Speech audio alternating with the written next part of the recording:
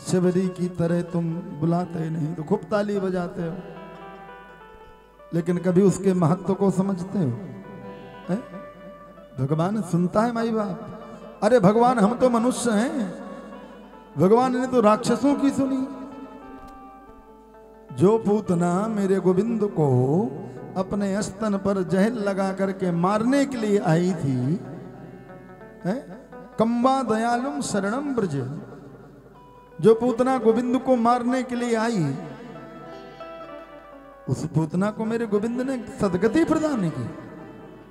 हमें कोई मारने के लिए आ जाए तो ईंट उठा के सर फोड़ दोगे? बोलो फोड़ोगे कि नहीं? है? लेकिन मेरे गोविंद ने उस पूतना को सदगति प्रदान की, जो सदगति मां यशोदा को बाद में प्रदान की।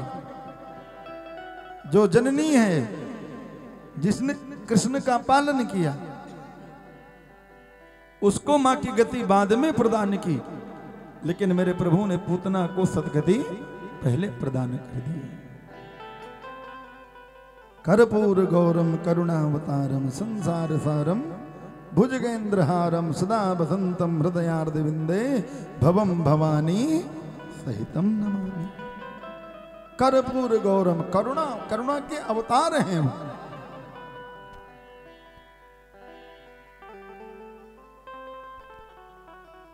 एक बार भगवान, सिर्फ भगवान का ये उच्चारण है कि एक बार बिलोक मम ओरा। अरे एक बार तो मेरी तरफ देख तो सही, एक बार तो मुझे करुणा से पुकार तो सही। लेकिन मनुष्य भजन तो भगवान का करते हैं। मनुष्य की आदत क्या है? हम भजन तो भगवान का करते हैं, माला तो हम भगवान की करते हैं, लेकिन भरोसा पोते पे ही करते हैं। बेटा कितने भी डंडे मारे, कितने भी लाठी मारे, लेकिन भरोसा बेटे पे ही करते हैं। तो भगवान भी कहता है, जा, जब तुझे मेरे ऊपर भरोसा ही नहीं है, जब तुझे मेरे होने का, हम खूब मंदिर में गाते हैं, तुम्हें माता च पिता तुम्हें बंधु, तो भगवान कहता है ये तू बाहर से गाता है, तो बाहर से तू कितना भी गा ले तो मैं भी बाहर से ही दिखाई दूंगा, लेकिन जब तू अंदर से गाएगा ना तो फिर तुझे गाने की जरूरत नहीं पड़ेगी। है? जब हाथी गज और ग्राही का युद्ध हुआ तो गज ने जब ग्राह हाथी को पानी में घसीटने लगा और हाथी डूबने लगा तो पहले अपने बच्चों को पुकारा। बच्चों ने देखा अब तो पिताजी डूब रहे हैं, तो बच्चे भी मुख मोड़ के चल दिए, लेकिन पत्नी थोड़ी देर खड़ी रही। तो जब देखा कि बच्चे तो चले गए, असहाय हो गए, फिर देखा नहीं मेरी पत्नी खड़ी है, तो फिर पत्नी को पुकारता है, लेकिन पत्नी भी तब तक खड़ी रही जब तक माथा नहीं बूढ़ा। जैसे गजराज का सिर डूबा, वैसे पत्नी ने भी सोचा कि राम नाम सत्य हो गया, चलो, तो पत्नी भी पीठ दिखा करके चल दी। तो गजराज के आंखों से अश्रु बहने लगे। बोले प्रभु, मुझे बड़ा मद था अपने शरीर पर कि मैं बहुत भारी हूं, मैं बहुत बलवान हूं, मैं बहुत शक्तिशाली हूं, लेकिन प्रभु आपके अलावा अब मेरा कोई नहीं है। तुम्हें सरोवर में एक पुष्प तोड़ा और मेरे प्रभु का नाम लिया, और मेरे प्रभु ने गरुण को भी धारण नहीं किया, नंगे पैर ही गजराज की रक्षा के लिए दौड़ो। तो वो तो ऐसा दयालु है। कितना अच्छा गाते हैं लोग। अरे कैलाश के निवासी नमो बार बार हूँ, बार बार हूँ, अरे आयो शरण तिहारी शंभु तार तार तो, तार तार तो। और अरे बखान क्या करूं मैं राखों के ढेर का, बखान क्या करूं मैं राखों के ढेर का, चपटी विभूति में है खजाना कुबेर का, चपटी विभूति में है खजाना कुबेर का है गंगाधार मुक्ति धाम ओंकार तो आयो शरण तिहारी शंभु तार तार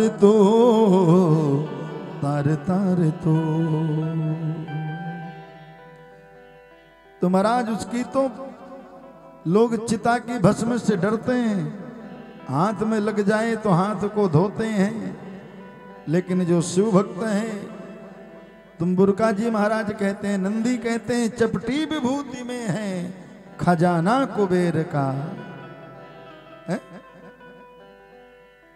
बस सारी कथा भाव की है।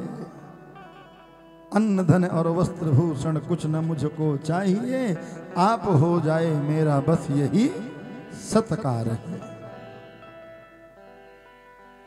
बताओ, भगवान तो सिर्फ मन की भक्ति मांगते हैं। कभी बताओ, कभी किसी के स्वप्न में भगवान है? ये जो मैया है हमारी, एक बार काशी गई है, बोले बाबा ऐसा कर दियो, अगली बार आऊंगी तेरे को बाघांबर पहनाऊंगी। लेकिन क्या काशी विश्वनाथ भगवान किसी से कुछ मांगते हैं? जब भगवान के दर्शन करने जाते हो, क्या भगवान किसी से कुछ याचना करते हैं? वो तो कहते, वो सिर्फ ये देखते हैं कि ये किस मन से आया है, किस श्रद्धा से आया है, किस भाव से आया है। इसलिए हम कहते हैं कि भगवान कभी भी पढ़े लिखे को नहीं मिले, इतिहास गवाए। भगवान मिले तो हमेशा भोलेपन वाले को। तो आइए अब हम उसी कथा में चलते हैं। मेरे प्रभु ने हम तारकासुर और जालंधर का, जालंधर कौन है? हम सब जालंधर हैं, बोलो हैं कि नहीं?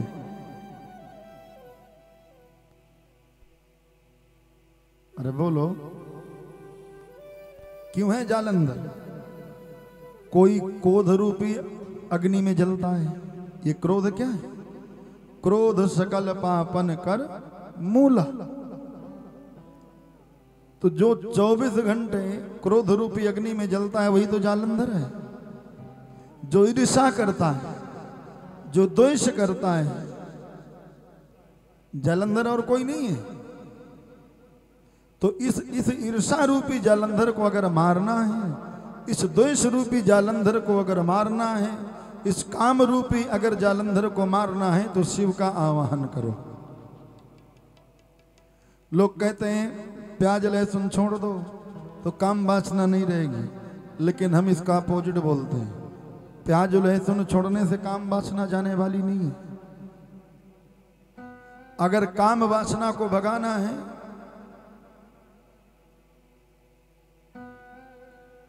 तो कुछ भी खाओ चलेगा,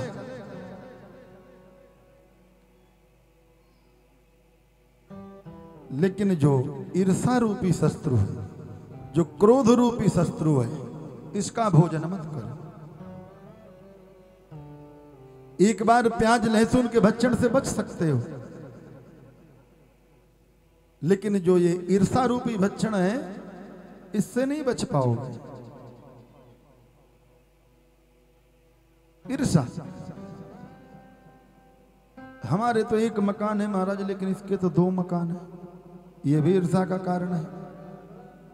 हमारे तो ये है, लेकिन पड़ोसी के ये है, ये ईर्ष्या नहीं तो क्या है?